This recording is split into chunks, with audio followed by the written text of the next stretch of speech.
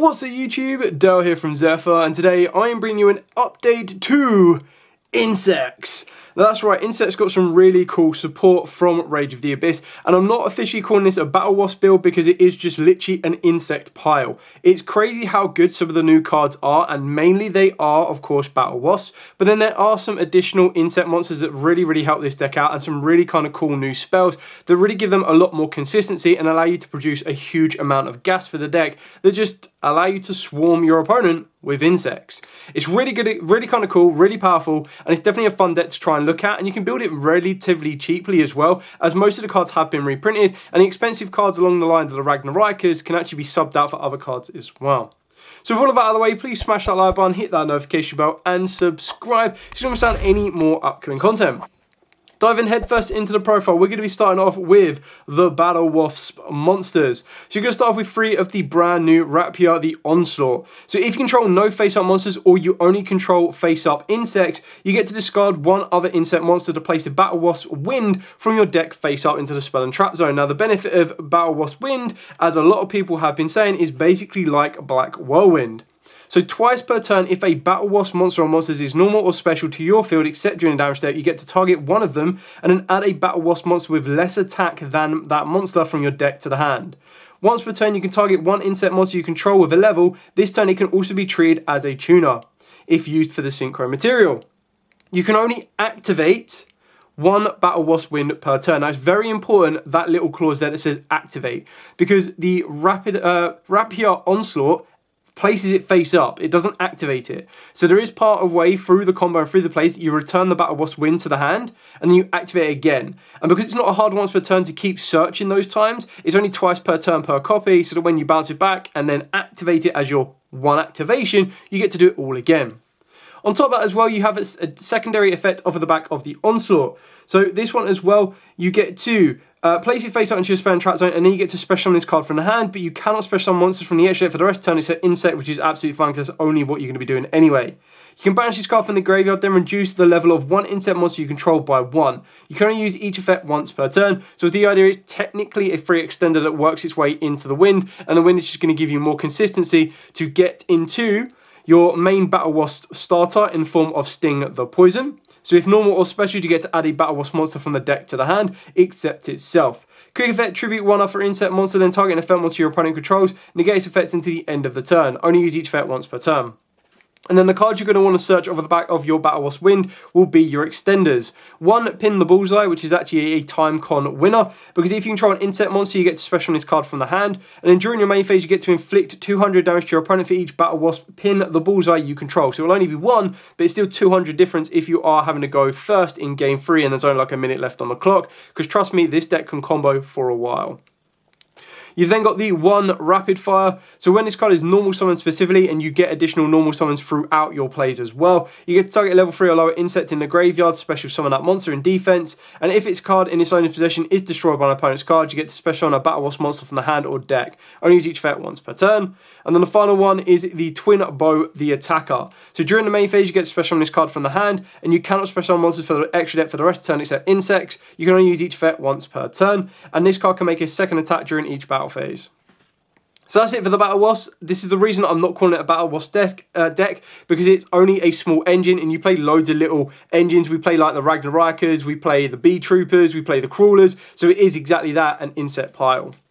Moving on to the next one, just the generic insects that are insanely good for the deck. Triple Resonance Insect. So if it is sent from the field to the graveyard, you add a level 5 or higher insect from the deck to the hand. And if this card is banished, you get to send an insect from the deck to the graveyard, except itself. So obviously you're going to get the ability to Foolish Burial. You're going to be able to trigger all of the effects, as none of the effects are hard once per turn. So it's very easy to get it from the board to the grave to search you one of your big guys, and then also get it banished to start sending some of your other little guys as well.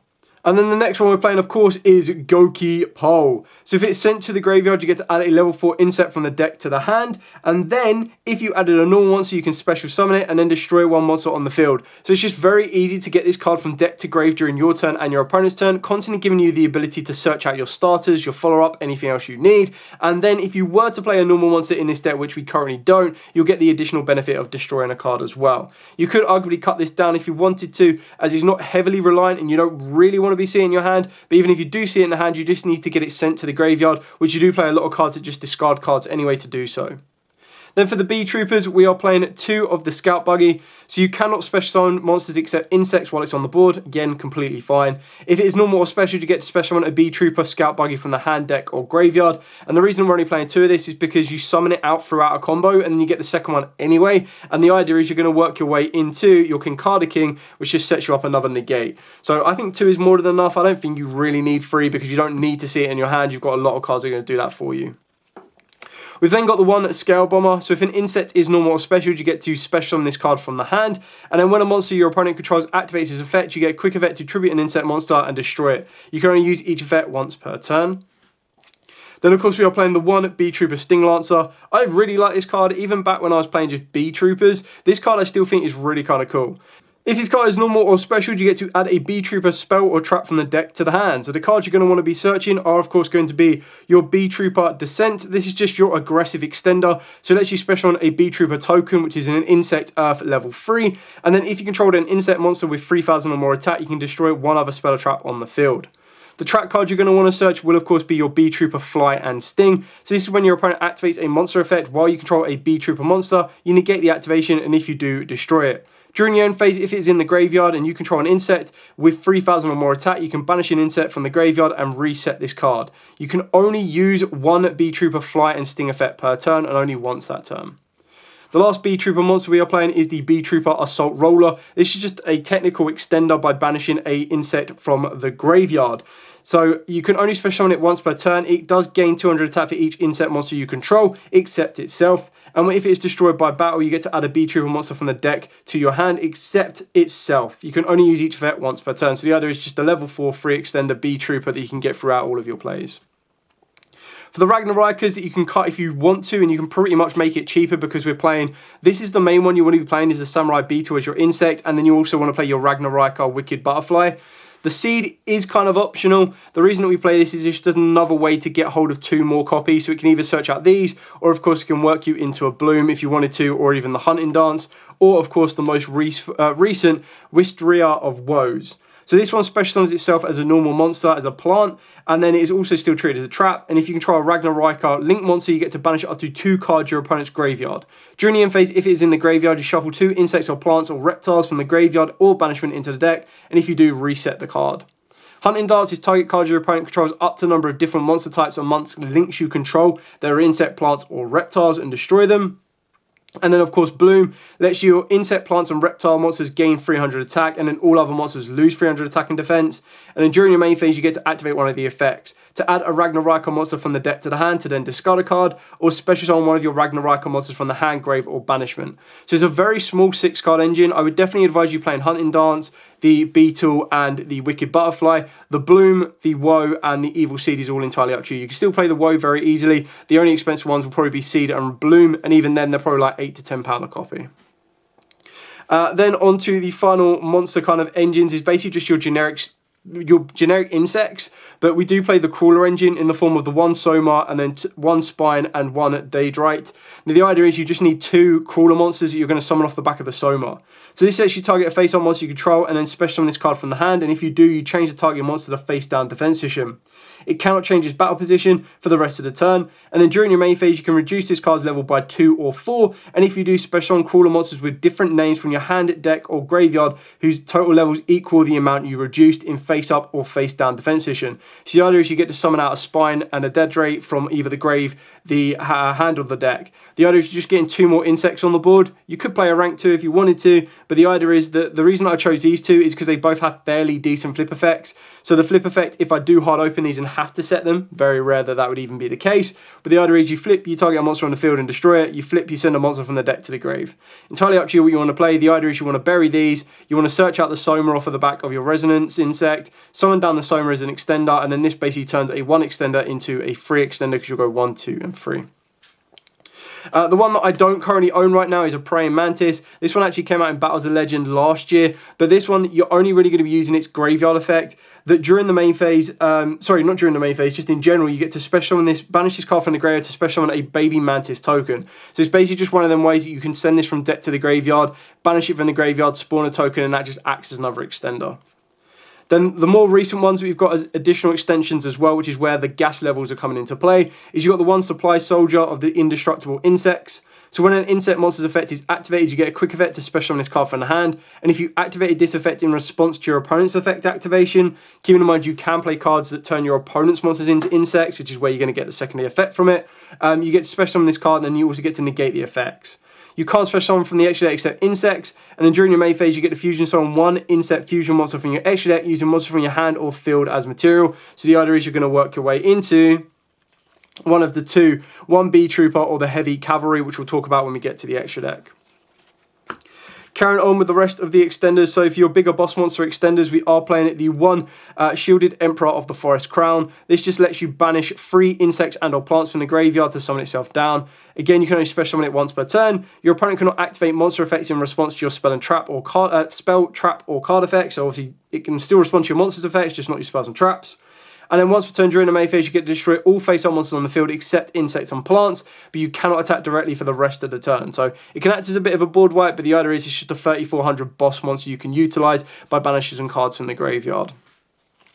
The other extenders I'm personally playing is 2 Danger Mothman, just to help you get into, if you wanted to play rank 4s, you could do, but the idea is it can set you up by putting Goki Poles to the graveyard, extends itself to the board, and if it does unsuccessfully get sniped from the hand, you still have that ability to discard a card from the hand as well and gain a bit of advantage. We've then got 3 Retaliating Sea. Like, this is a side deck card in some of the main meta decks right now, but you can actually main this because it's also searchable. And on top of that as well, this can help you search out some of your insects. So for people that are unfamiliar with this one, is when your opponent activates a spell card that includes an effect that special summons, so Wanted, Seeker, or Sinful Spoils, you get to quick effect special summon this card from the hand, and if summoned this way, while this card is face up on the field, any card sent to the graveyard is banished instead. And if this card is sent from the field to the graveyard by any means, you get to add an Earth Insect monster with 1500 or less attack from the deck to the hand except itself. The final one we are playing is the one Scary Moth. You can just basically put your opponent under a Scary Moth lock with some of your cards during your opponent's turn, and this one just makes sure that each player can only special summon a monster or monsters once per turn. So it's basically just a very slow window, and the idea is you can summon it back during your end phase once you've done all of your combos. And the last card that I specifically saved the best till last is Armed Rebellion, or Rebellion. This card is just absolutely insane for the deck. So you special summon an insect monster with 1000 or less attack from your hand or deck. Then you can special summon from the deck, then if you special summon from the deck, you get to send one monster you control to the graveyard.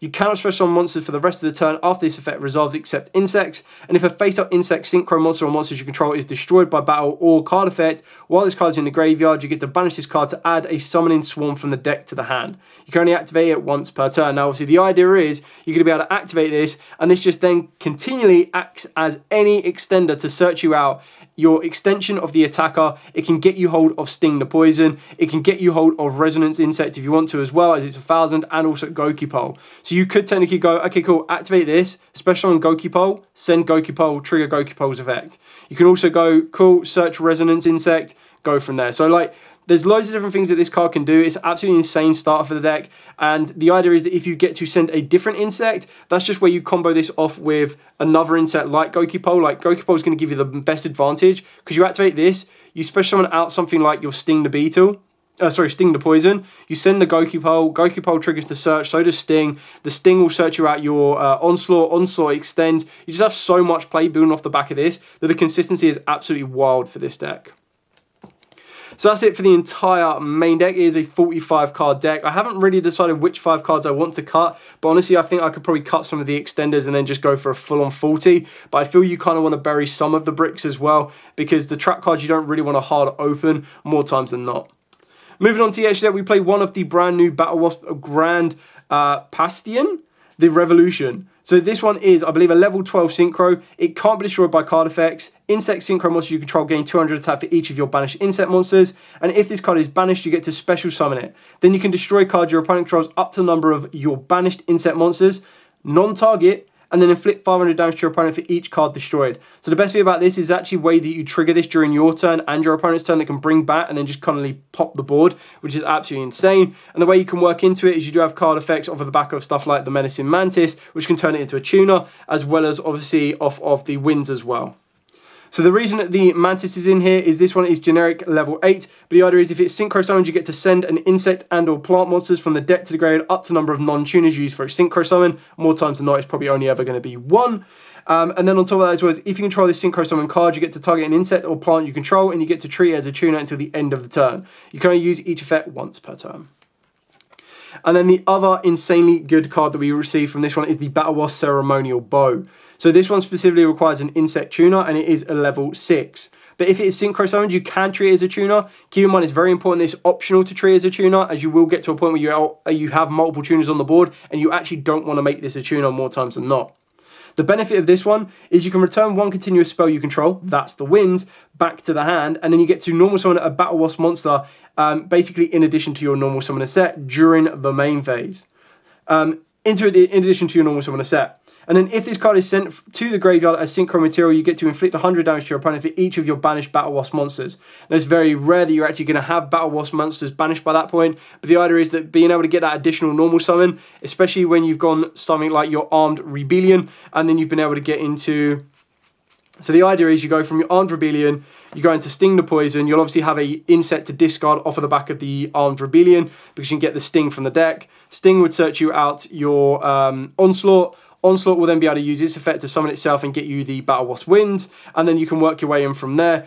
You can adapt levels if you need to, but you're going to be working off of this, and then once Battle Wasp is kind of summoned and everything off the back of that, you work your way into the bow. The bow will bounce back the Battle Wasp, and then you're ideally trying to search out wherever it is, because you'll go into a Battle Wasp, you'll go into your Rapid Fire. Rapid Fire then gets the additional normal summon. You use the effect of this to revive from the grave, and you just go and go and go and go. So like crazy amount of consistency. Then moving on to the fusions, we've got the one brand new heavy cavalry of the indestructible insects. So it requires a level 5 or higher insect, very easily done, and an insect monster. It can't be destroyed by your opponent's card effects, and if all face-up monsters you control are insect monsters, you get a quick effect to target 2 monsters on the field, including an insect monster you control, and banish both of them. You can only use each effect once per turn. Then you do get the Bee Trooper fusion in Cruel Saturnus. So this one requires a Bee Trooper and an insect. You cannot special summon monsters from the extra deck except insect, or you can't special summon monsters in general except insects. You can only use each of the following effects once per turn. If this card is special summoned, you get to add a Bee Trooper card from the deck to the hand. And if an insect monster or monsters is banished face up except during the damage step, you target one of your banished Bee Troopers and special summon it. So obviously it acts as a double extender, because it can search you out either a defender in the form of the Bee Trooper trap, or of course it can search you out a Bee Trooper spell card, which is going to give you the token. Then your generic kind of like insect monsters, you've got your Kincada King, which acts as a form of negation. You've got Insecta Pico. Now you can actually place it 2 if you want to. I decided to double up my boss monster rather than doubling this up, but you can double this up very easily. One Armoured Horn, and then of course we do have the one Skeletal Soldier. Be very careful, as this is the only one in your extra that is not an insect, so if you activate any of the cards that lock you into insects, you won't be able to make this. But the idea is that if you do get to the position where you can make this, you're going to be able to get a bit more resource from the graveyard, but that's where you can also take this out and double up your Pico, or take this out and double up your Armoured Horn if you want to, so you've got flexibility. Speaking of the rest of the Ragnarikers, so we've also got the Mantis, which gets you the trap card, and then of course you've got your Stag Sovereign, which is just your insanely powerful boss monster. I then decided to go with the Traptrix Adibus. The reason that I like this one is it makes all Traptrix monsters gain an additional 1,000 attack, including itself, which makes it go up to a 2,800 base.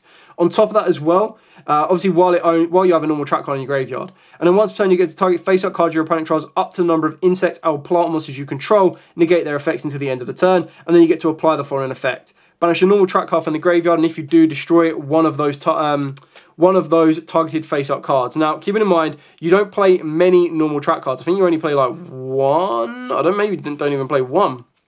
Yeah, sorry, you play one in the form of the Hunting Dance, which is absolutely fine to use this as a banish. Again, you have a little bit of flexibility as you're mainly going to lock yourself into insects, but I still quite like this as a 2,800 link free that then gives me the ability to negate and pop, which can be very, very useful.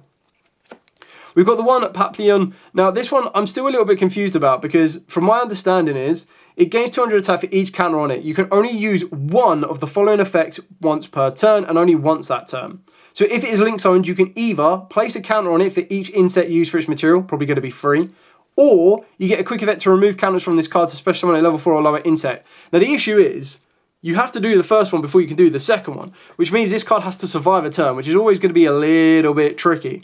But the idea is that once you do that, it gives you that option to put counters on it, make it a little bit stronger, and then if it survives a turn, which you're going to be able to try and protect through, it'll then be able to revive a level 4 or lower. And then the final boss monster we've got is 2 giant Bee Trooper Invincible Atlas. So it requires 2+ insect monsters, so it can be made with 2 link 2s, a link 3 and a link 1, you name it.